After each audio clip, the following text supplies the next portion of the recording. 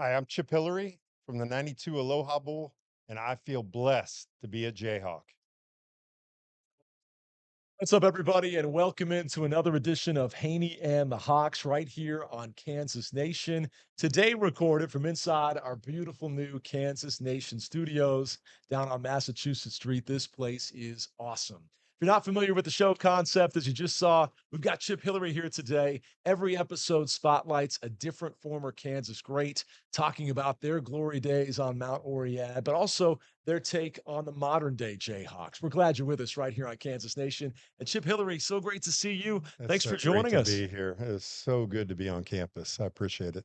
You're living back in the Ohio Columbus area, back in Buckeye country, Yep. but you make it back, I'm told, here to Lawrence every chance you get because you're in your second year serving on the KU Alumni Association board. How's that been for you? It's been great. It's been great to get re-engaged after so many years of being away from the campus to see everything and the development that's going on and the excitement around the university. It's truly been great.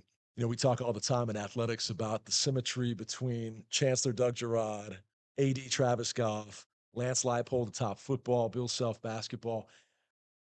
I don't want to have it come from my lips as the guy that works internally. I want to hear it from somebody outside to see that type of leadership, the alignment between them and the special things possible when you have great leaders like that all working together. It's been something to behold on our side of the fence. How about you? Yeah, from a distance, I feel proud to be a Jayhawk. Yeah. When I see who's in the leadership roles, everything that's going on at campus, there's so much excitement here. The new development, every time I come to campus, there's something new to behold, and it's just truly amazing what's going on.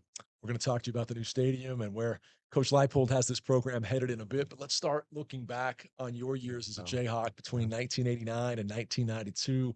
Want to educate our younger viewers and listeners on the Glenn Mason era, some of the stars you played with, some of the big games you won. But eventually, I want to ask you how some of the Mason culture types fit with the modern day Lance Leipold Yes. regime and what he's done here with his Kansas culture. So we'll eventually get there. But let's come back to the 1980s for a second. What made a kid from Ohio pick the University of Kansas in the first place? Wow. Well, I came on a Sunday Monday trip, was very unusual. I played basketball, so I could only get out here then. And there was another gentleman you may have heard of, Dana Stubblefield. Of course. He was a wrestler, also ironically from Ohio, and he also came on the Sunday Monday trip. So when I got onto campus, I didn't know what to expect. I had a cousin from Denver, Colorado, that went to school here.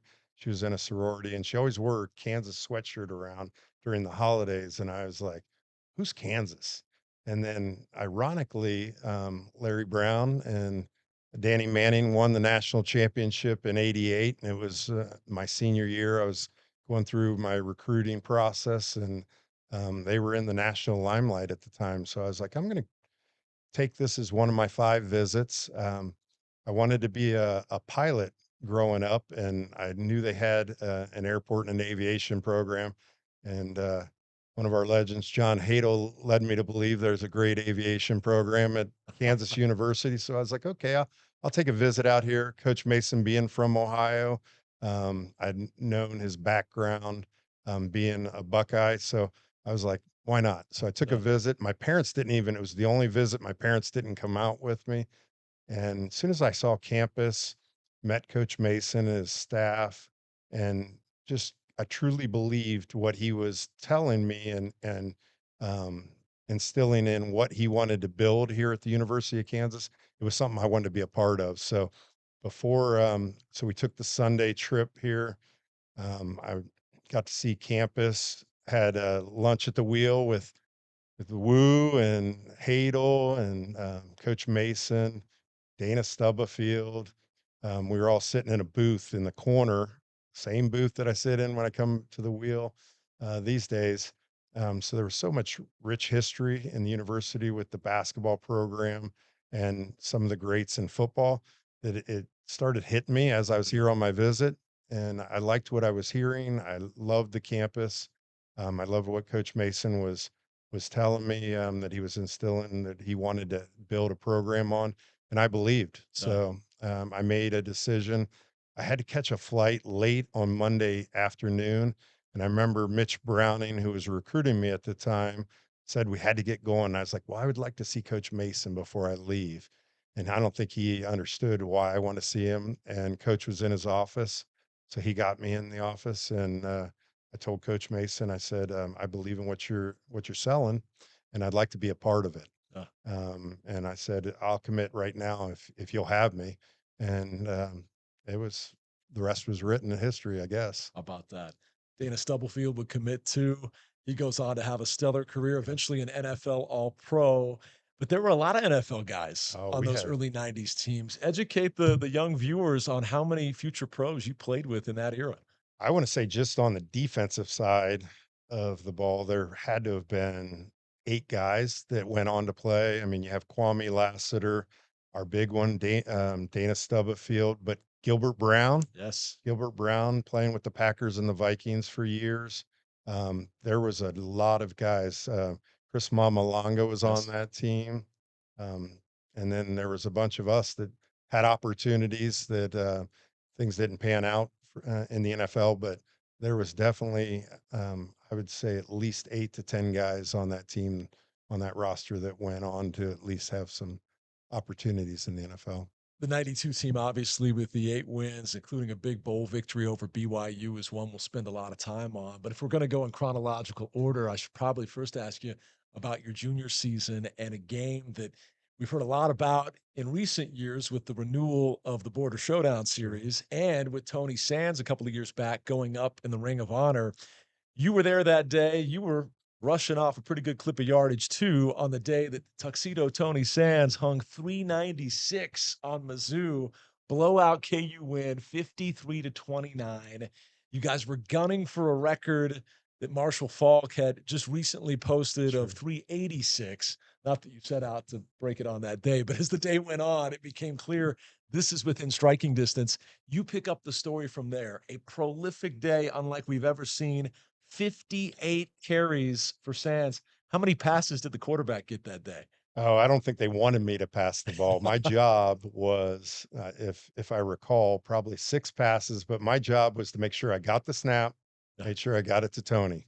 And, that little package of Tony Sands turned out a lot of yards that day. And we were talking, earlier about it. I didn't even realize what was in the making during the game.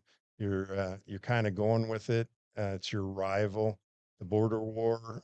Coach Mason did a great job of instilling of what it meant for Kansas and Missouri fans and Kansas Nation. So just kept giving him the ball, and then the about halfway through the fourth quarter, I kind of realized what was going on. Yeah.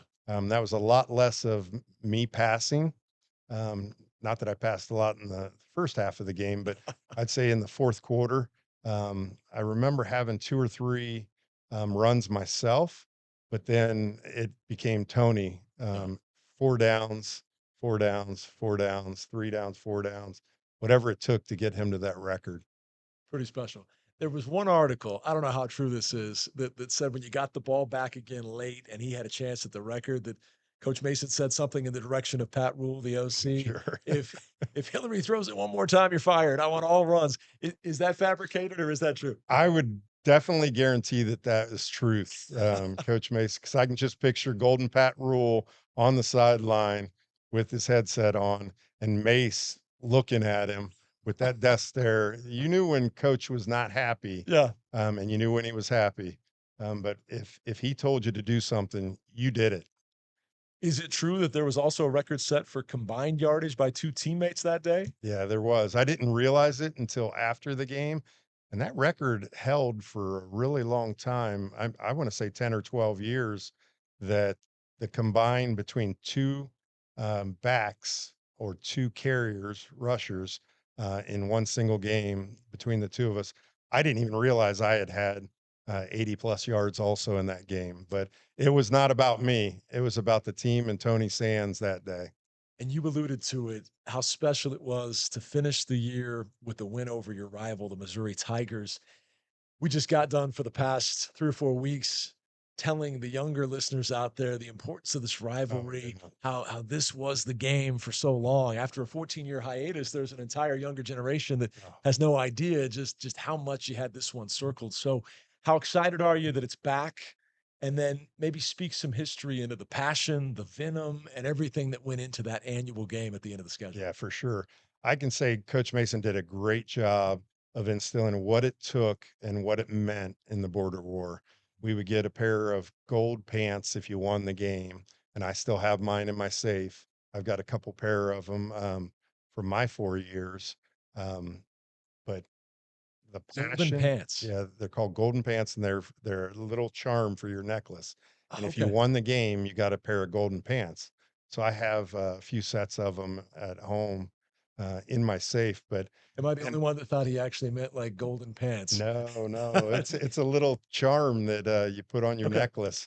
But from the first time I started playing at Kansas and started learning what it was all about, the border war was talked about Yeah. instantly. And it's kind of something you built up from day one each season that knew that was the last game of the year.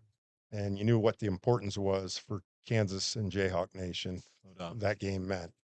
So you finish that season on a high note, and then you head into your senior year. You're a captain. Mm. The electricity on the Kansas campus all throughout that academic year was outstanding because football goes to a bowl game, basketball goes to a Final Four. Greg Gurley might have had something to say about that. We'll get him on later. Greg Baseball Gurley. goes to the College World Series, Yeah. and we'll get to that later, but let's start with your senior season. What did it mean to you to be voted as a captain by your peers? And then tell me about the special year you had, because by the end of it, this guy was first team All Big 8. Well, there was a lot of people around me that made me first team All Big Eight. It wasn't about me, but I did have a special. I mean, the nice part about it was when I was being recruited, going back to the recruiting aspect of it, I want to say Kansas and Kansas State, probably in the mid to late 80s, were the two worst teams in college football. And I wasn't making a decision at that time to go and to be the starting quarterback, to turn a program around. I was just there because I believed in what Glenn Mason was saying. I looked at the campus, looked at the education, knew that there could be some opportunity. And then by the time I got on campus, and I'll be honest, at 18 years old, when I came to campus, one of the first guys I saw was a guy named Kenny Drayton, which was one of my wide receivers. He was from Fort Lauderdale, Florida, and he was scary. And Yeah. I was like, did I make the right decision? Do I really want to play college football? And then I got here and got to know the guys. You get in a team atmosphere, locker room, and then it's a team and it's a family. And Mason really did a good job of instilling uh, the aspect of what hard work will do for you. It wasn't fun at first. Our freshman year, running up 14th Street in front of the Wheel and the Hawk um, at 6 in the morning, Wow. and doing it multiple days until the week fell, you earned a right to be there. So it was truly a grind and a build from the ground up atmosphere. Some It was Kansas nice. quarterbacks would have been at the Wheel and the Hawk at 2 a.m. before the 6 a.m. run. I'm guessing Uh, you weren't one of them. I did not partake in a lot of the shenanigans that were going on around campus until post college, I guess Yes. to say. Yeah. Um, don't get me wrong. I enjoyed myself while I was here in my time, but you're right. There wasn't a lot of that going on, and Coach knew it. This is before the internet, and he Yeah. knew where you were and what you were doing the night before. And Wow. if he didn't like it, he'd let you know. I've only heard him speak in person once, but he came back to talk to the current team a couple of years ago, Oh, and he was captivating. I can only imagine what it was like to hear him with a motivational pitch on game day. How would you describe it? he was definitely a motivator. I mean, he was a guy that I'd run through a wall for. I believed what he was preaching, and he did a good job of being honest with you. I always knew where I stood, Yeah. whether he was grabbing my face mask and doing some of the things you probably can't do these days. But I would say that he earned your respect, and he'd give you love um, when things were tough. He'd let you know, but when you needed it, he would be there to pick you up, and pat you on the back. Also, Take us through quickly that senior season. The highs, one low. I know when you got knocked out of the Mizzou game, yeah, but a chance to go to a bowl game in paradise, yeah. all set up by 7 wins in the regular year. Walk us through that. Yeah, the excitement going into the year was we just came off. We'd built each year we'd won more games. Freshman year, it was a little bit of a struggle. I think we might have been 4-7. Um, we'd win one more game each year, and then by our junior year, I think we went 6-5. We missed out on the Holiday Bowl by one game. If we'd have won at Colorado, which we were winning at the time, we would have gone to the Holiday Bowl. We missed it by just a little bit. And going into the senior year, everybody that came in my 89 class with Stubblefield, Bowen, um, and Gilbert Brown, we all had worked together to build something, and we knew there was excitement. There was a Thursday night game, which ESPN Thursday night was starting the college football series on Thursdays. So we knew we were playing Cal that year in the fourth game. We went into that game, I think 3-0, and then got to play here at home in Lawrence. The students were excited, the faculty were excited, the fans. It brought an atmosphere to Kansas football that we hadn't seen in a long time. So that was something that truly was rewarding to get us to the next step. And then we went through a period where I think we won two or three more games. We lost to Missouri that last game of the year, but we were still qualified for a bowl game. And when Texas and Oklahoma, or it might have been Oklahoma and Nebraska, played after Thanksgiving, and the team that had won, Nebraska had won the game, and it gave us the berth to the Aloha Bowl. And Coach Mason had called me at my house. We didn't have cell phones back then. I don't know how he had my dad's number, but he called the house and was super excited and congratulated. And we got to experience it together, that we were going to the Aloha Bowl, and we got the invitation. Man, that's fabulous.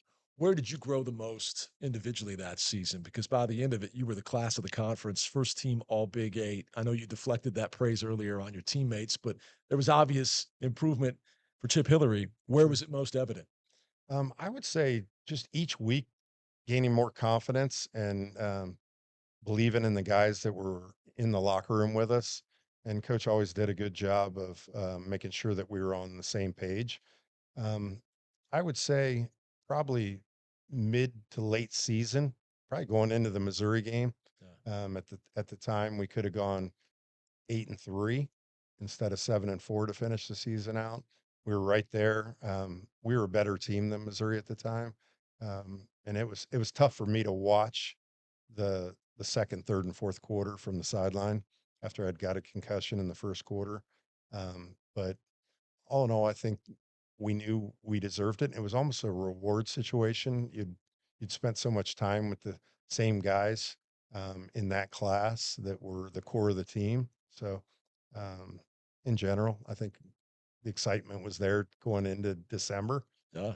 So, A full week out in Hawaii is a reward. The way they played and the way they went out on top as winners was even better. When we come back, we'll talk about those memories of the 1992 Aloha Bowl win over BYU. We'll also get Chip Hillary's take on if he could assemble the ultimate Kansas quarterback. Maybe you take the feet from this guy, the arm from this guy, the swagger from another. Who would that quarterback feature the attributes of? Looking at all the signal callers in Kansas history. Plus, when we close it down on our 2 minute drill, a special cameo appearance from the aforementioned Greg Gurley. All of that and more coming up next on Haney and the Hawks. Welcome back to Haney and the Hawks. Today, spotlighting one of the great quarterbacks of the Glenn Mason era, first team All Big Eight, Aloha Bowl champion. He's Chip Hilleary, and he's joining us today here in Lawrence. Chip, take us back to December of 1992. Jayhawks get their first bowl win in 31 years, but it wasn't all rosy from the get go. In fact, 10 seconds in, things weren't looking very good. Pick up the story from there.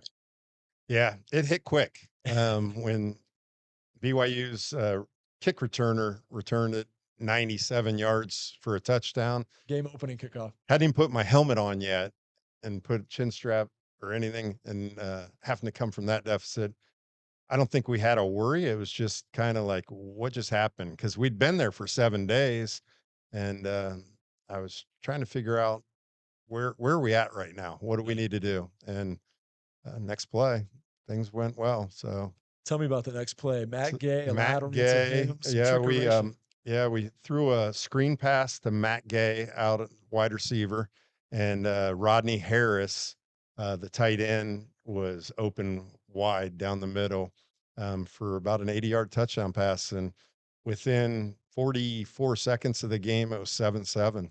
So, we were right back in it. Then Chris Mamalonga made his presence felt. He made it. I think, there was a lot of guys on that defensive line that made their presence, but Chris Mamalonga definitely had a breakout in that game. So Mamalonga gets the safety. You guys take the lead. BYU would go back in front, and then a Dan Eichloth field goal right before halftime makes it a 2-point deficit for the young kids. Eichloth, big time leg, had some 60-plus yard field goals in his day. He was pretty special. They would build upon their lead though and have a 20-12 advantage when this guy gets going, engineering a 75-yard scoring drive. You get in the end zone. Describe what set up the game tying 2-point conversion, the whole drive that had the Hawks back even with BYU. Yeah, it was, super exciting at the time. I think that was probably one of the highlights, that I remember, getting across the goal line, getting us back into scoring the game wise. I think we knew we were right there. We knew we had it. I mean, we'd spent 4 years of building up to this moment, and crossing that goal line and knowing that we were in the game, we just needed the ball back. That's all I wanted, for us to get the ball back. You got it back. Kansas goes on to win it. Describe the finish to give the Jayhawks their first bowl victory in over 3 decades. Well, when you have Dan Eichloff on your team, which was an All-American kicker, and I actually was the holder for Dan for, the 3 years that he kicked, my sophomore through senior year.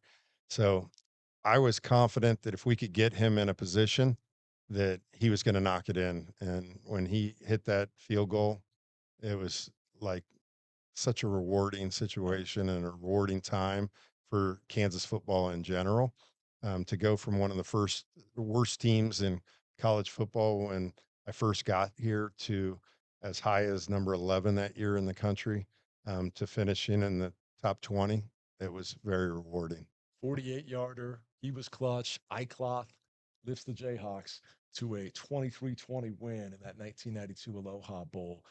Real quickly, before we fast forward to the modern day, you guys spent a whole week out in Hawaii, and what a reward for a group that was so foundational in the success of the Glen Mason era that you would have this reward of the bowl game, yes, but a full 7 days in Hawaii that precedes it, and you got to do this with the guys you came in with. You know that original recruiting class that you spoke of earlier that came in 1989. So, Yeah. what was that week like? Because nowadays most bowl teams get maybe 48 hours if they're lucky, but you got a full week in Honolulu. Yeah, we did. We had 7 days, and Coach Mason did a great job of managing that schedule, making sure we understood why we were there. We would practice every day. Um, then we'd have meetings. We would head back to the hotel.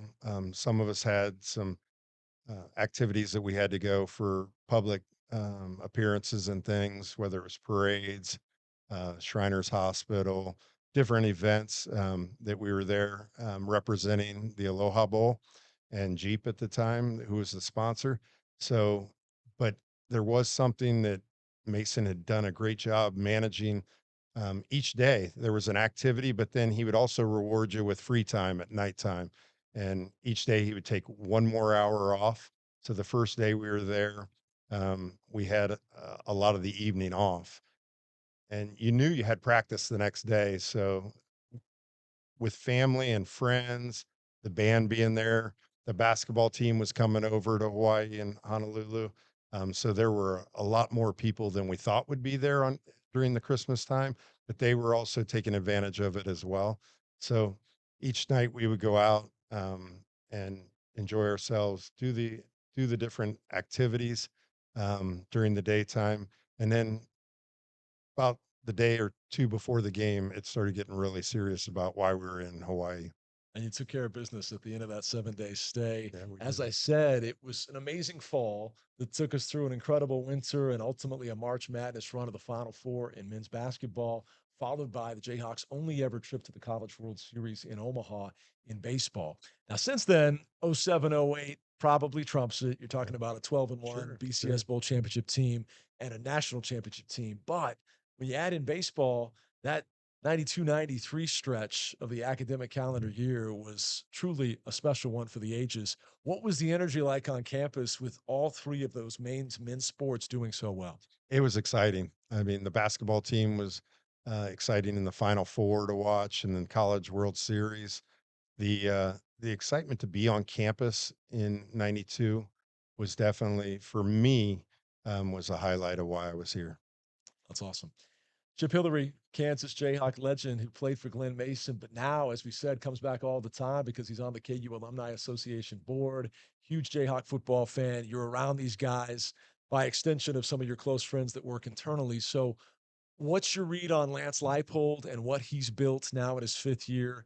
And what similarities do you see between the leader that Glenn Mason was then and the leader that Lance Leipold is now? Yeah, Lance. I think Lance is a star. I mean, he's one of the elite coaches in college football. He reminds me of Glenn from a standpoint that he's a very serious gentleman, but he cares a lot about his players, and you can see it. And it's a family program, and he instills that in his program that you can feel that he loves his players as if they are family. At the time we're recording this, Chip has yet to actually set foot in the new booth, but you're about to. And so I can't fully ask you the feeling as you walk in there compared to where you played all those years ago. But how excited are you that Kansas has something this nice? And again, the leadership from the top and the synergy throughout to make a project, an undertaking of this Sure. big possible. Yeah, what Travis Goff's done here in the athletic department, it's truly amazing. I mean, that facility, I've seen it from the outside. I've actually toured some of the inside during the construction phase. Saturday, I'm really excited to be in there, feel it, um, and see the fans and how they accept it. Um, so the it's one of the nicer stadiums I've seen, and I Yeah. can't wait till it's completed because it's truly special when I travel the country and talk to different people and they talk about Kansas football, um, that's one of the first things they talk about. Um, Coach Leipold and the excitement he has around the program, they're actually seen nationally, and for me, it's exciting. Kind of like when we saw him in '08 and Yeah. when Mangino was here. There's a lot of the same excitement going on now. To be living in Columbus, Ohio, but people on occasion still reference Kansas. You know the Jayhawks are making their mark. Okay, before we wrap it up with Greg Gurley up here on the main stage for our 2-minute drill, I told you I was going to put you on the spot. You've been a diehard KU football fan ever since you graduated, and you know about the history that preceded you, the great names like David James, for example. If you were going to assemble the ultimate Kansas quarterback, the arm of one guy, the leadership of another, the quick feet, the decision making, you have to pick yourself once, though. I know you're naturally very humble. You don't want to choose anything about yourself, but you got to pick yourself once in that equation. Who else are you pulling from for the ultimate KU quarterback? Wow, I got to go deep back to the James and the Hadel days to get their grit. Okay. Um, I really like, I mean, Todd Reesing, his um, his leadership was one of a kind, um, and Jalen's athleticism. Yeah. So if the option was still in play, I'd have to throw myself in there Okay. as being an option running quarterback. But if you blend those 5 or 6 guys together, Yeah. you'd have a pretty special Jayhawk quarterback at your lead. Great answer. When we come back, we'll wrap it up with the 2-minute drill, and we'll have a special guest because you see, we're recording this episode of Haney and the Hawks after dark. So Greg Gurley's dropping by, and because we're in this awesome new facility down here on Massachusetts Street, might have some cocktails for the final segment. Hope you're ready for that. That's next. We come back to wrap it up with Chip Hilleary on Haney and the Hawks. Back to wrap it up for our final segment of this week's edition of Haney and the Hawks. Typically, we close with the 2-minute drill, and we're going to do that today. We've got a special guest to close it out. We were talking about those glory years, the fall of 92 through the spring of 93, how awesome it was on the Kansas campus with a College World Series, a Final Four, and a football bowl win. And a guy that was part of that Final Four team is with us now, the great Greg Gurley. What's up, buddy? Small part, fun year though. It was so cool to, like Chip said earlier, we were playing in the Rainbow Classic. We arrived in Honolulu, I think, the Christmas night, and met you guys out, and after they had won that game, so it was a fun time. I It heard that was an was. adventurous night that night. It was definitely an adventurous night. We'll keep that for a later day. Okay, very good. I couldn't give many stories out of Daryl Stuckey on what the Orange Bowl celebrations were like. He stayed in and babysat Aqib Talib's baby. How about that? I don't think Wow. that was why your night was adventurous. No, Um, no. Big win for football that night. Big friendship started after that between you two. Quickly, tell me about how you've been friends for all these years and what it was that brought you together in the first place. When you're in school and you're an athlete, whether, whatever sports you're in, you're at training table, you're at weights, you're at study hall, whatever. And so you get to, you're with your teammates so much. It's nice to have Sure. other guys to hang out. I actually hung out with a lot of guys on the golf team, and just because, again, you're around your teammates so much. So it was a nice break to have a fraternity or hang out with the football guys or whatever. So, you just develop relationships that have lasted for 30 years. And I understand you're the guy that came up with the nickname Heisman Hillary. I think so. I mean, I thought he should have won the Heisman, even though he couldn't throw. But he was a winner, and that's all that matters, right? Top 10 finish in 93. So he deserved it. He got screwed. Finished his career in 92, but no big deal. Or 92, sorry. Yes. All right. Well, I'll tell you what, we've established you're great friends. We've established you've got a lot of good stories. So, in our final segment here, it's called the 2-minute drill, 4 rapid fire questions. Greg and I will alternate here. I'll start. He gave you a nickname, Heisman Hillary. Have you ever given any teammate or friend a nickname in your life? And if so, who and what was it? Wow. And if not, can we come up with one I for could Greg come up with tonight? one for Greg that involves a funnel cake, Oh, yeah? a circus funnel cake at a flag football tournament. Ooh. Seemed to be the energy that Greg needed to be the man Who needs tournament sports drinks and protein bars? with Funnel cake with powdered chocolate, sugar. chocolate syrup all over it when we still had 2 or 3 games to play in 95-degree weather. Wow. So the nickname is Funnel Cake? Sure. It didn't stick, but it's not bad. Okay. The other nickname I would have had for him was we were in Vegas one night on a boys trip one morning after a long night, and we wake up, we're all tired and hungover, and he comes out, short shorts, tucked in shirt, to go jogging on a boys trip in Vegas in August. It was like 118 degrees at 8 o'clock in the morning. So I started calling him Runner's World after I bought him a copy of It was on my Runner's bed when I got back from jogging. He laid a Runner's World magazine on my bed. So stupid.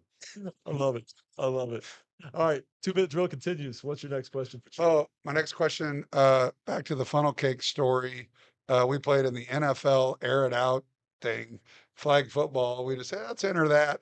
And we had a couple of really, really good athletes and an all Big Eight quarterback. Chip, who was the quarterback on the 4-on-4 football league? Was it you or was it a basketball player? There was a young Greg Gurley that said he wanted to be the quarterback. So Bill Sutter and I, who I would probably argue were the 2 better, faster athletes that played A- football And in shape. and in shape at the time, Yes. that weren't eating funnel cakes with syrup and powder. But I wasn't going to argue with him. So we let him be the Could I quarterback. could I wing He it? made me be the center while Really? Billy and a couple of the other athletes actually played the athletic positions. We didn't do very well. We didn't like the other teams we played had like the wristbands with all the plays. We didn't. We were just like Could have been the go there leadership. and go right. We lost. Could have been the leadership that was calling the plays and Bad quarterback. bad quarterback. Okay. For both of you, best athlete of the 1990s at the University of Kansas, all sports. Oh, Go ahead. wow. I got one. He was a teammate of mine, Darren Hancock. Great choice. Fastest, most athletic, highest vertical. If he ran track, he would have won the Big Eight in the 200 or the 400 hurdles or whatever he entered. Basketball, he was a freak athlete. Only played 1 year here, but my opinion, best athlete at Kansas in the 90s. Chip, who do you counter with? Gosh, I'd have to say, and I'm going to go out to a sport that you're not going to think of, was Jody Olslager volleyball. I can remember watching her. She was very athletic. And then probably one of my wide receivers, Kenny Drayton, who ran track at KU, and also he was a high jumper and wide receiver. I'll do a follow up with the athletic question. We'll make up the final one. A lot of good athletes in the 90s and whatever. But what about football? This day and age, athleticism. Do you look at it? Are guys just that much more athletic now than they were? I Bigger, think faster, stronger. they're definitely bigger and faster, and stronger for that matter. I don't know if they're tougher. Yeah, That'd be the only thing that I would put out there. I would think that with all the technology and the resources that the student athletes have nowadays, um, it's interesting. I don't think that anybody can compare an athlete from the 90s to an athlete from the 2025. there were outliers. There's the Darren Hancock. So that we had several, but now I watch our basketball team and there's 8 guys that Yeah. do things athletically that we didn't see back then. Now, I agree with you that they're not as tough, and I don't think they're what's just their basketball IQ and time, situation, and score type decision making. But Yeah. that's the old fuddy duddies in us. We think we're smarter and all that, but Discipline. Yeah. that's for another Are day. we But really? we're really not smarter, I don't think. Here's how we're going to close it down. As I said, we're filming this late on a Thursday night in this amazing new facility, the Kansas Nation Studios. Chad Boger has really outdone himself with this. I want to toast not just the 92-93 times on the Kansas campus with that Aloha Bowl championship team, that Final Four basketball team, and the College World Series team, but I want to toast to what might be brewing right now in the fall of 25 and the spring of 26. You know, Coach Leipold's going to take this team to a bowl game. I got a feeling Coach Self could cut down some nets, and I think Fitzmagic, KU baseball, Yeah. might just make a run at Omaha. So how about we toast to your guys, the glory days of 92-93, but maybe what's to come in Big year. 25 and 26. Rock chalk. Big Rock year, chalk. Rock Chalk. Good to have you back, Heisman. I What are we appreciate it. Basil Hayden. Okay. Nice. Live from 916 Mass. This has been Hanni and the Hawks on Kansas Nation. Join us each week right here on Kansas Nation. Thanks for having me.